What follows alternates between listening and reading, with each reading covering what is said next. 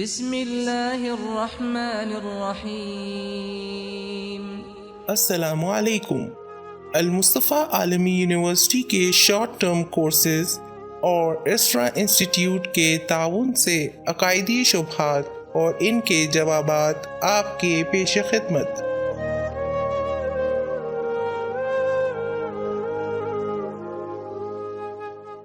ایک طرف سے کہا جاتا ہے خدا کی پہچان، اس کو ایک ماننا، توحید پر ایمان ہمارے اصول دین میں سے ہے۔ حتیٰ یہ کہ خدا کو پہچاننا، اس کو جاننا ہماری فطرت میں رکھا گیا ہے۔ لیکن دوسری طرف روایات میں ہمیں خدا کی ذات کے بارے میں سوچنے سے بھی منع کیا گیا ہے۔ کیا یہ کھلا تضاد نہیں؟ اگر اس سوال پر غور کریں تو شاید ہم خود ہی اس کا جواب دے سکیں۔ ہر چیز کو پہچاننے کے لیے بہت سے طریقے ہوتے ہیں۔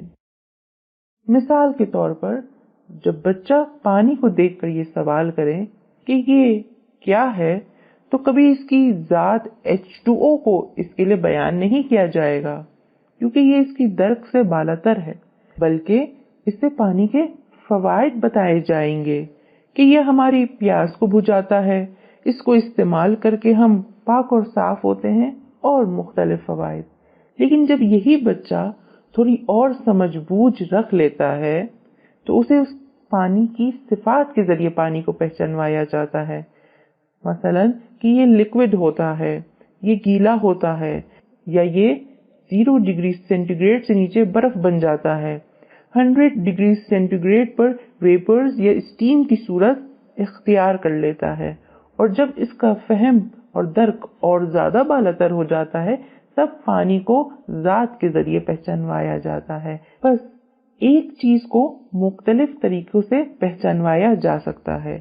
اب جب رسول خدا صلی اللہ علیہ وآلہ وسلم کا یہ قول ہم پڑھتے ہیں اور سنتے ہیں کہ ہر چیز کے بارے میں فکر کرو مگر خدا کی ذات کے بارے میں فکر نہ کرو، یا امام صادق علیہ السلام کے اس فرمان پر نظر ڈالتے ہیں کہ جب گفتگو خدا کی ذات کے بارے میں پہنچ جائے تو خاموشی اختیار کرو، تو اس سے ہم یہ ہرگز مطلب نہیں نکالتے کہ ہم خدا کو نہیں پہچان سکتے، بلکہ خدا کو اس کی ذات کے ذریعے نہیں پہچانا جا سکتا، کیونکہ خدا لامحدود ہے، جس کی کوئی حد نہیں، اور ہم محدود ہے۔ کبھی کوئی محدود لامحدود کی ذات تک نہیں پہنچ سکتا۔ جس طرح ایک پیالے میں دریا کا پانی نہیں سما سکتا کیونکہ دریا کے سامنے پیالے کی کوئی حیثیت نہیں، اسی طرح خدا کی ذات کے سامنے ہمارے سارے ادراکات، ساری فہم کم ہیں، بلکہ کوئی حیثیت نہیں رکھتی۔